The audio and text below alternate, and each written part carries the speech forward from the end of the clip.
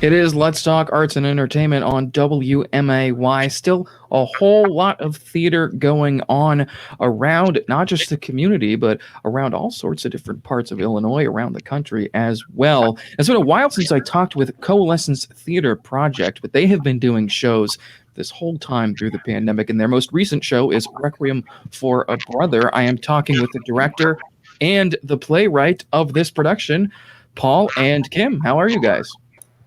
Good, thank you. Well, thank you. Thank you very much. So, Kim, I want to ask you about the about this show. You are the playwright, and Yes. From what I've seen, this is a bit kind of a take on Antigone. What is the show all about? It is a take on Antigone. It's a play that has fascinated me for a long time, Antigone, and I discovered that it's one of the most adapted plays from the Greek theater. And so I a couple of things happened in the last few years that prompted me to try this adaptation.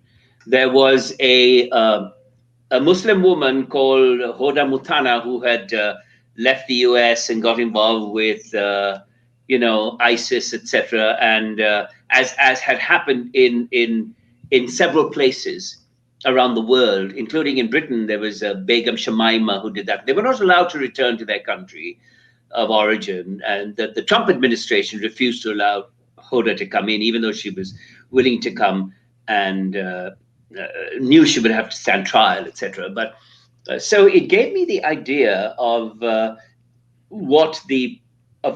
adapting a play from a Muslim American family at odds with the Trump administration, because of course Trump's favorite whipping boys have been the Muslim community, as well as the other communities of color. And so in this version, I found a hook that could tie the story into the Antigone myth. All right. And I guess without giving too much away, I can give away as much as you want. It's all right. Okay. All right. It's all right. So the story of Antigone, it is for a lot of theater people and for even some casual theater goers probably know the story of Antigone, either read it or maybe saw a production. Right. But and so a lot of people may be familiar with the story, but for those who aren't, brief sort of what goes on.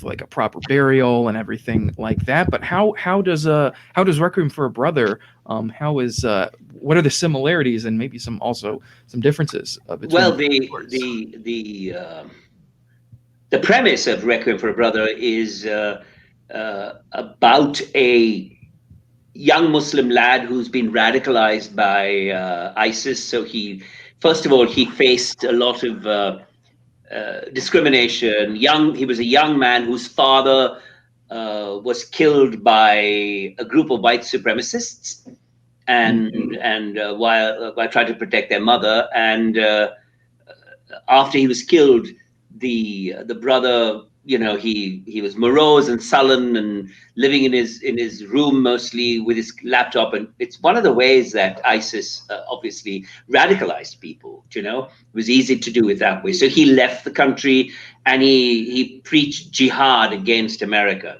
What's interesting, of course, is at this point, this is a play set in 2019. Of course, the ISIS by that time is just a ragtag group of people. They're mostly destroyed.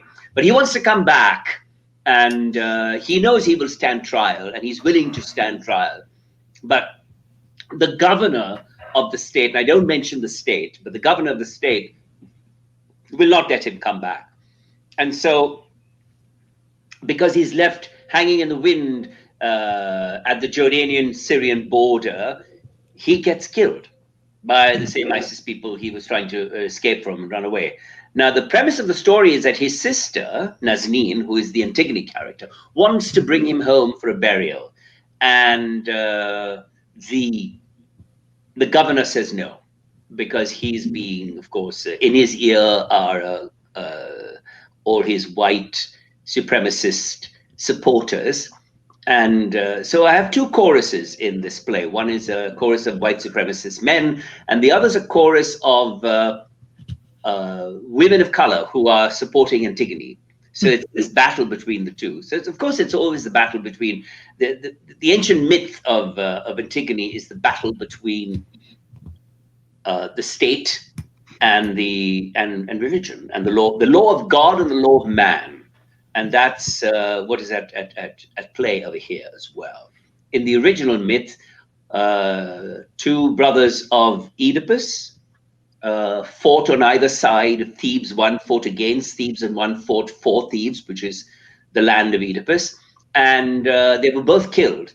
Well, the brother who fought against Thebes has been left to rot in the fields without a burial. And not being buried was a terrible thing to happen, because you're not guaranteed passage into the next life. So his sister Antigone goes out in the middle of the night and covers the body with dirt, and she's warned about doing that by Creon, the king, but she does it anyway again, and then she's sent away to be imprisoned. She's actually walled up in a tomb and ends up killing herself, hanging herself. The complication to the story, of course, is that her boyfriend, her lover, is the son of Creon, and so in my adaptation, the boyfriend of Nazneen is the son of the governor, and so there's a conflict between the governor and his son, the governor and Nazneen, and the Muslim American family, if you want. But it's only a threadbare sense of the Muslim family. I mean, they don't delve into that; they just use as part of this conflict. Right.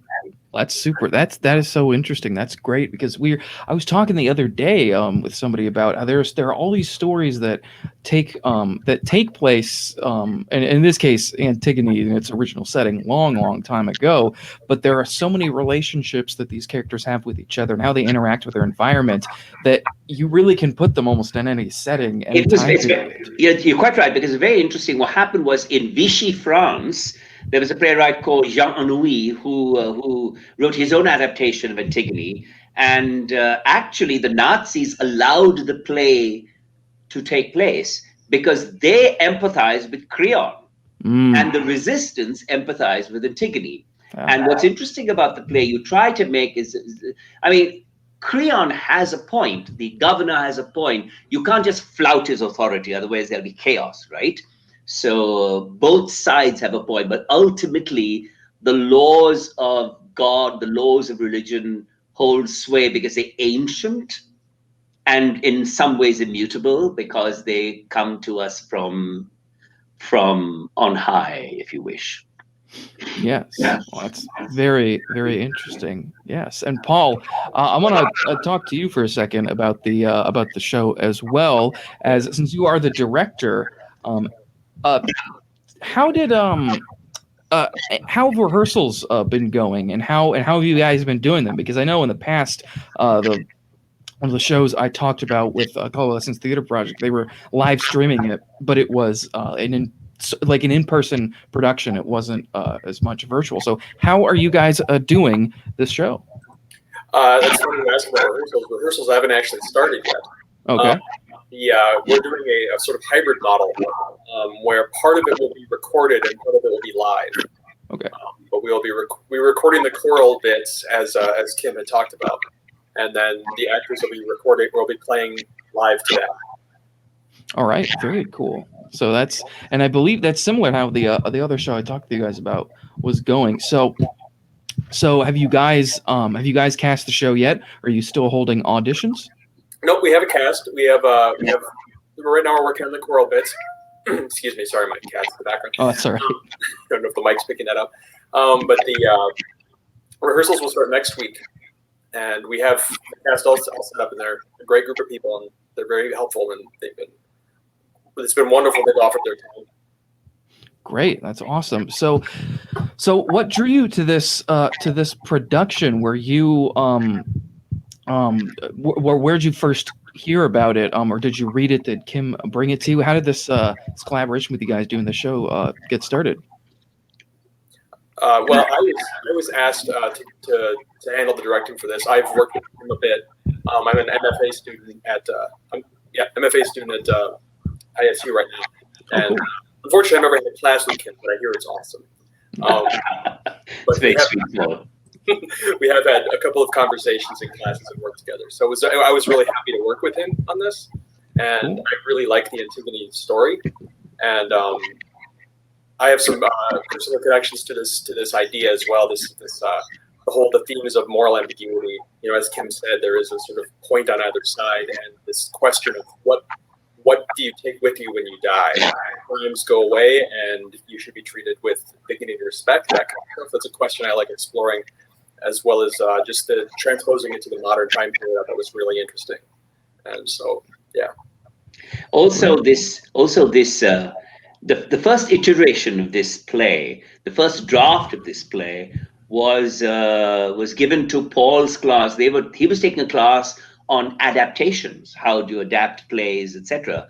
And so the teacher, the professor of the class, asked me if I would give them my version of Antigone, because he knew I had started working on it. And we discussed in class. So Paul actually saw the first draft of it, he and his class, and then we had a discussion. And then later, I started to hone it and make a better version and a new draft.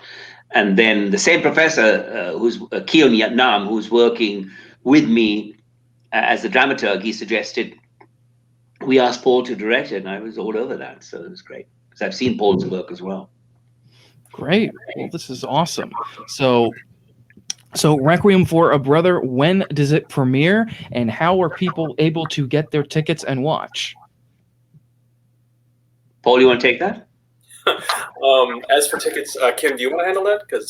Okay, yeah. Actually, it's going to be streamed live on Facebook and YouTube, and it will be Coalescence Theatre Project's page. So it'll just be a live stream. You can just get onto that page, and they will direct you there. And it will be on the 23rd, 24th, and 25th of April at 7:30 p.m.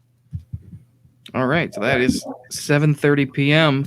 the 23rd, 24th, and 25th. Correct. On Coalescence's Facebook page, and so streaming. So that'll be free then. People can just go and be free. Yes, it will be free. Wonderful. So you can patch in from anywhere. All right, great. Well, that is going to be wonderful, you guys. That is Requiem for a Brother, and that is on Coalescence Theatre Project's Facebook page. You can watch it at 7:30 on the 23rd, 24th, and 25th of April. Paul, Kim, thank you so much for joining me. Hopefully we'll be talking again sometime in the future. You're welcome, Kevin. It was very nice of you to do this. Nice. Thank you. Thank you. Paul as well. Thank you, guys. Okay. Bye-bye. Bye-bye. It is Let's Talk Arts and Entertainment on WMAY.